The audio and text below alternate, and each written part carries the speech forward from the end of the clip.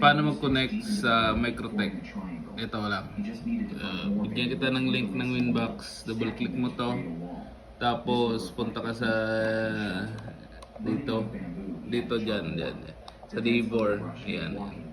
Refresh mo. Tapos lalabas yan dyan. Yan. Pag lumabas, double click mo lang. Tapos input mo dito yung binigay ko sa'yo na password. Tapos click mo dyan, connect. Yan. Pag connect, automatic na yan. Papasok yan dyan. Click mo lang okay. Palakyan natin yan. Pag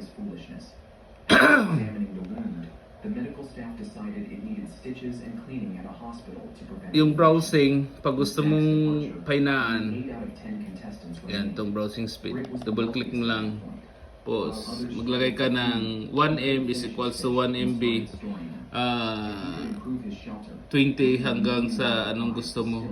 Tapos edit mo dito. Edit mo dyan. Sa target upload at download, punta ka sa advance. Edit mo din dyan.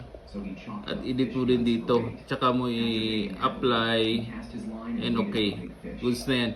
Tapos pag nag-ano na tawag dito, may na yung streaming. Yan, dito edit mo lang. Pag nag-view sila ng YouTube, mga ano,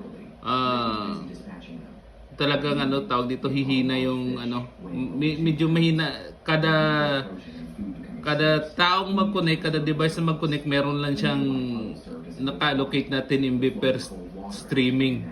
Tapos kung magda-download naman siya, meron siyang 10 MB na speed, siguro mga 1 Mbps per seconds yan hanggang 10 Mbps per seconds yung ano. Pwede mo rin painaan dito para ano, para mahina lang yung download. Double click mo, gawin mong yung download, gawin mong kada customer mag ano lang 1 MB lang yung speed, hanggang 1 MB lang yung speed nila, okay na yan. Depende sa iyo. Click apply and okay. Yan lang naman eh. Tapos yung mga games dyan, yan, na naka-ano na yan, naka-unlimited na yan, yung priority natin. Ito lang naman yung ano highlights dito eh, yung browsing speed mo. Pag nag-speed test sila, malaki yung ano, yung hataking speed, lahat ng speed ng Starlink mo kukunin niya. Pag nag-stream sila, nanood sila ng mga video, ng mga Netflix, ng ano, 10 MB lang yung kukunin ng mga client. O di, pwede mo rin naman itong palitan eh, 5 MB, 2 MB, depende sa'yo. Yan dito, ganun din sa download. Ito lang naman dito yung highlights niya. Wala namang iba. Tapos punta tayo kung paano mag-connect sa browser. Punta kayo dito sa Google Chrome. Tapos 172.16.0.1. Yan. Tapos yung password na binigay ko sa iyo, Carlito, basta yun.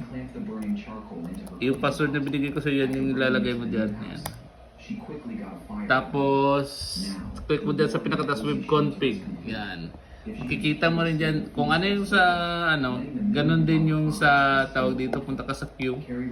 Yan. Kung ano yung nakalagay dun sa Winbox, same rin din nyo dito. Thank you.